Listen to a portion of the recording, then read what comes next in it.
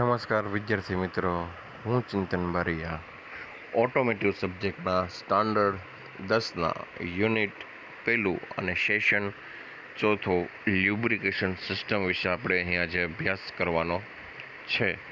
બરાબર, 9મું ધોરણમાં આપણે શીખી ગયા કે લ્યુબ્રિકેશન શા માટે જરૂરી છે. બરાબર, કે જેના દ્વારા આપણા એન્જિનના ભાગો અથવા કોઈ પણ રિલેટિવ મોશન કરતા ભાગો વચ્ચે શું ઘર્ષણ આપણે ઘટાડી શકાય, એના લાઈફમાં વધારો કરી શકાય અને એનાથી સારું કામ લાંબા સમય માટે લઈ શકાય. તો એવી કોઈ પણ બે ભાગો વચ્ચે આપણે શું કરવું પડે? લ્યુબ્રિકેશન એટલે કે ઊંજણ કરવું જરૂરી છે. તો સૌથી પહેલાં આપણે ફરી એક વખત લ્યુબ્રિકેશનની વ્યાખ્યાથી શરૂઆત કરીશું. તો કે સમાન મટીરિયલના ભાગો અથવા અસમાન ભાગો એકબીજા સાથે ગતિ કરતા હોય ત્યારે તેમની વચ્ચે ગરમી અથવા ઉષ્મા ઉર્જા ઉત્પન્ન થાય છે, જેના કારણે આપણા મટીરિયલના ભાગો ઘસાય છે અને તે ભાગોમાં ભંગાણ ઉત્પન્ન થાય છે. આ ગરમીને દૂર કરવા માટે આપણે લ્યુબ્રિકેશન સિસ્ટમનો ઉપયોગ કરીએ છીએ, જેના કારણે આપણા ભાગોનું આયુષ્ય વધે છે. તેમાં ગરમી ઉત્પન્ન થવાની તે ભાગ સારી રીતે કામ આપી શકે છે. બરાબર, એટલે કે શું કોઈ પણ બે સમાન મટીરિયલ અથવા અસમાન મટીરિયલ હોય, બરાબર, એકબીજા સાથે રિલેટિવ મોશન કરતા હોય, એકબીજા સાથે ગતિ કરતા હોય, એટલે એને લીધે ઘર્ષણ ઉત્પન્ન થાય. જો આ ઘર્ષણ દૂર કરવામાં ન આવે તો એ હીટ છે એ બધા ભાગોમાં પ્રસરે. હીટ પ્રસરવાને લીધે એ ભાગોનો આકાર બદલે, અંતે શું થાય? લોડના કારણે એ ભાગોમાં ભંગાણ થાય અથવા તૂટફૂટ થાય. જો આ વસ્તુ દૂર કરવી હોય તો આપણે શું કરવું પડે? લ્યુબ્રિકેશન કરવું પડે. જેને લીધે શું થાય? આ ગરમીનું શોષણ થાય અને આપણો ભાગ સારી રીતે અને લાંબા સમય સુધી આપણને સારું વર્ક આપી શકે. બરાબર છે.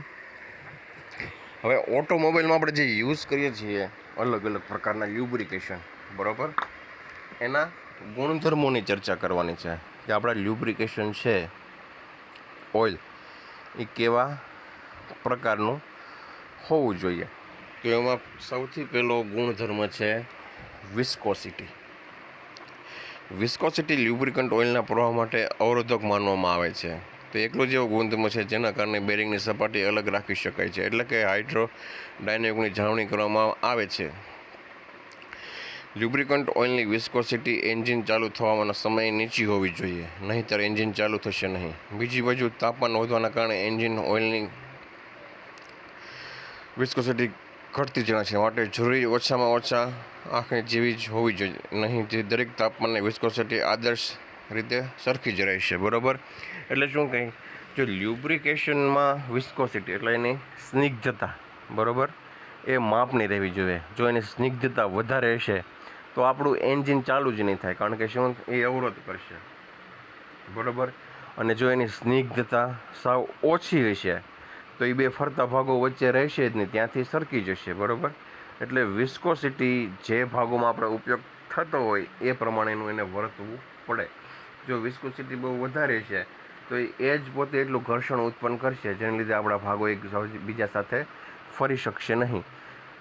બરાબર, અને જો ગરમ થવાને કારણે એની વિસ્કોસિટી ઘટી જશે તો એ બે ભાગો વચ્ચે ટકી જ નહીં શકે. એટલે આદર્શ લ્યુબ્રિકેશનના ગુણધર્મો જોવો ઓઇલમાં તો એની વિસ્કોસિટી ઠંડકમાં અને ગરમીમાં અચળ એક સમાન રહેવી જોઈએ, જેના કારણે આપણે ત્યાં બે ફરતા ભાગો વચ્ચે સ્ટે એટલે કે રોકી શકે. બરાબર છે. ત્યાર પછી આવે છે સ્થિરતા. કેવું? સ્થિરતા. વ્યવહારમાં આવા લ્યુબ્રિકન્ટ ઓઇલ સૌથી ઊંચા નીચા તાપમાને સ્થિર હોવા જોઈએ. નીચા તાપમાને કોઈ નક્કર પદાર્થનું વિભાજન ન થવું જોઈએ અને ઊંચા તાપમાને ચોક્કસ ફરિયાદથી વધુ બાષ્પીભવન થવું જોઈએ નહીં. એટલે કે તાપમાનની સ્થિરતા આપણે આગળ ચર્ચા કરી તો કે જો બહુ તાપમાન નીચું વયું જાય એટલે કે ઘટી જાય તો પાછું એ થીજી જવું જોઈએ નહીં, એટલે કે ઓઇલ છે એ જામી જવું જોઈએ નહીં. અને તાપમાન બહુ ઊંચું વયું જાય તો ગરમથી નહીં બાષ્પીભવન થવું જોઈએ નહીં. એ તાપમાનની નીચે કેવું રહેવું જોઈએ? સ્થિર. બરાબર, ત્યાર પછી આવે છે રાસાયણિક સ્થિરતા. કેવી? રાસાયણિક સ્થિરતા.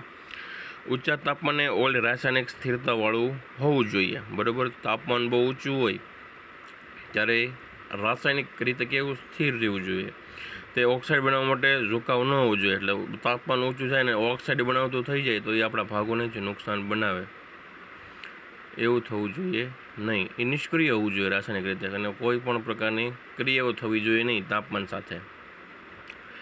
ઘણા ઓક્સિડેશન ઉત્પાદકો ચોટે એવા પદાર્થોના કારણે ખામી અને લાઇનવાળા અવરોધનું કારણ બને છે. ઓઇલ ઊંચા તાપમાને કાર્બન તત્વોમાંથી અલગ પણ ન થવું જોઈએ. કાર્બન આમ જ રચના થાય છે અને તેની રિંગ કાર્યક્ષમતા ઘટાડે છે. આમ એન્જિન દબાણ ઘટે છે અને સ્પાર્ક પ્લગ અને વાલ્વ પણ કાર્બનના કણો ચોંટવાને કારણે કાર્યક્ષમ કાર્ય કરી શકતા નથી. હવે થાય શું, તાપમાન ઊંચું થાય એટલે શું થાય, રાસાયણિક ક્રિયાઓ શરૂ કરી દે એન્જિન ઓઇલ. એવું ન હોવું જોઈએ. એને લીધે શું થાય, કાર્બનનું ઉત્સર્જન થાય. હવે કાર્બનનું ઉત્સર્જન થાય એટલે એ ક્યાં સૌથી પહેલાં અસર કરશે તો કે કમ્બશન ચેમ્બરમાં આવેલા વાલ ઉપર જામવાનું શરૂ થાય. બરાબર, સ્પાર્ક પ્લગ ઉપર જામવાનું શરૂ થાય. એને લીધે શું થાય, એન્જિનની કાર્યક્ષમતામાં ઘટાડો થશે અને આપણું ફ્યુલનો વેડફાટ થશે. એટલે આ લ્યુબ્રિકેશન ઓઇલ છે એ કેવું રાસાયણિક રીતે સ્થિર હોવું જોઈએ, કાર્બન ઉત્સર્જન કરતા હોવા જોઈએ નહીં. ત્યાર પછીનો ગુણધર્મ છે કાટ સામે અવરોધ. ઓઇલમાં પાઇપલાઇન ક્રેન્ક કેસ અને બીજા એન્જિનના ભાગો સાથે અને સંપર્કમાં આવે અને કાટવામાં ઝુકાવ હોવો જોઈએ નહીં. એટલે હવે આ લોખંડની અને સ્ટીલની ટ્યુબ લાઈન હોય એની વચ્ચે કાંઈ પણ રાસાયણિક ક્રિયા થાય અને કાટ ઉત્સર્જન કરવું જોઈએ નહીં. તે નિષ્ક્રિય હોવું જોઈએ, જેના કારણે આપણે લ્યુબ્રિકેશન ઓઇલમાં સંપમાં કચરો ભેગો ન થાય અને કચરો આગળ જતાં આખી લાઈનમાં ડિસ્પ્યુટ ન થાય. એટલે શું કહે કે જો આપણું એન્જિન ઓઇલ જ કાટ કરતું હોય આખી એન્જિન લાઇનમાં અને જો આપણે ઓઇલ રાખીએ તો એ સ્વીકાર્ય નથી. કારણ કે તેનાથી શું થશે કે આપણું જે ઓઇલ છે એ જ કાટ થઈ અને એક જગ્યાએ ભેગું કરશે અને આગળ જતાં આખી લાઇનમાં પ્રસરશે અને કચરો ક્યાં જશે, એન્જિનમાં. એટલે એન્જિનના ભાગોને પણ શું કરે, નુકસાન.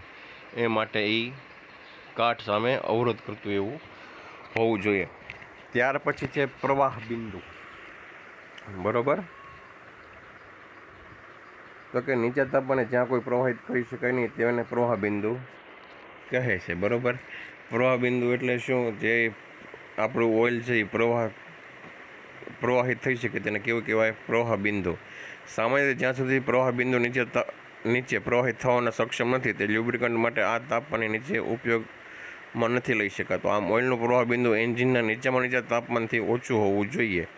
એ પ્રવાહ બિંદુ એ તાપમાન છે કે જ્યાં માત્ર રહેવું બંધ કરે છે. જ્યારે ખાસ સ્થિતિમાં ઠંડુ થાય છે તો પ્રવાહ બિંદુ જેટલું નીચું લ્યુબ્રિકન્ટ એટલું સારું. એટલે કે એન્જિનનું જે ન્યૂનતમ તાપમાન છે ને એનાથી એનું પ્રવાહ બિંદુ નીચું હોવું જોઈએ. એટલે ઓછો તાપમાન હોય તો એ પ્રવાહિત થઈ હોવું જોઈએ. તો કે લ્યુબ્રિકેશનની લાઈન છે એમાં એ થીજી જાય તો એ વસ્તુ નકામી છે. એટલે એનું પ્રવાહ બિંદુ કેવું જોઈએ, નીચું. એન્જિન ઓઇલમાં પ્રવાહ બિંદુ કેવું જોઈએ, નીચું, જેથી ઓછા તાપમાનને પણ બધી જગ્યાએ હરીફરી શકે. બરાબર, ત્યાર પછીનો ટોપિક છે ઝબક બિંદુ, ફ્લેશ પોઈન્ટ કહેવાય અંગ્રેજીમાં. ઝબક બિંદુ એટલે ફ્લેશ પોઈન્ટ. ફ્લેશ પોઈન્ટ પૂરતો ઊંચો હોવો જોઈએ જેથી સામાન્ય વર્ષ થતા તાપમાને ઓઇલ વરાળી ફ્લેશિંગ કરવામાં આવે ત્યારે લઘુત્તમ ઇચ્છિત મૂલ્ય કરતાં ઓછો ફ્લેશ પોઈન્ટ કોઈ પણ ઉપયોગ હેતુ પ્રદાન કરશે નહીં. તાપમાન છે કે જ્યાં પૂરતી વર્ણ આપે જેથી હવા સાથે મળી વિસ્ફોટક બને છે. જો એને ફરીથી ગરમ કરવામાં આવે ત્યારે તેમાં એવો તબક્કો પહોંચે કે જ્યાં તે સતત ઓઇલ સાથે મળવાનું શરૂ કરશે અને તેના પર જોત જેવું દેખાશે. આમ તાપમાનને ફાયર પોઈન્ટ કહે છે. એટલે શું કહે કે આ ફ્લેશ પોઈન્ટ છે ઝબક બિંદુ એ કેવું જોઈએ, ઊંચું હોવું જોઈએ. શું કામ, તો કે તાપમાન લ્યુબ્રિકેન્ટ ઓઇલનું વધતું જાય, લ્યુબ્રિકેશન ઓઇલનું તાપમાન છે એ વધતું જાય તો તેના કારણે શું થશે, ઓઇલ છે એ ગરમ થવા મળશે. એટલું બધું ગરમ થશે કે એની ઉપર જોત દેખાશે. બરાબર, હવે એન્જિનની કાર્યક્ષમતાનું જે તાપમાન હોય એનાથી આ ઝબક બિંદુ હંમેશા કેવું જોઈએ, ઊંચું. નહીં તો ઓઇલમાં શું થાય, બળી જાય. એટલે હંમેશા જે વર્કિંગ ટેમ્પરેચર છે હાઈ એન્જિનનું એની કરતાં હંમેશા કેવું હોવું જોઈએ, ઊંચા તાપમાને એનું ઝબક બિંદુ હોવું જોઈએ. ત્યાર પછીનો છેલ્લો ગુણધર્મ છે ચોખ્ખાઈ. પોતે પૂરતું સ્વચ્છ અને સ્થિર રહેવું જોઈએ, જેથી કરીને ઓઇલ લાઇનમાં સ્વચ્છ રાખી શકાય. આમ તેમાં એજન્ટો હોવા જોઈએ જેથી ડિટર્જન્ટ કહે છે ઓઇલના પરિણામે એન્જિનના ભાગોમાંથી અશુદ્ધિઓ દૂર કરે. આમ અશુદ્ધિઓ કાં તો ફિલ્ટર કરવામાં આવે અથવા ઓઇલને સમાંતરે અંતરાલ બધી દૂર કરી શકાય. કે ઓઇલમાં એવા એજન્ટ હોવો જોઈએ કે એ પોતે તો ચોખ્ખા રહે, પણ જે લાઇન છે આપણી ઓઇલ લાઇન અને બીજા બધા ભાગો બરાબર, એમાંથી જે અશુદ્ધિઓ છે એ લઈને એ લાઇનને ક્લિયર કરતા રહે. તો આ પ્રકારે આપણે લ્યુબ્રિકેશન ઓઇલના ગુણધર્મોની ચર્ચા કરી.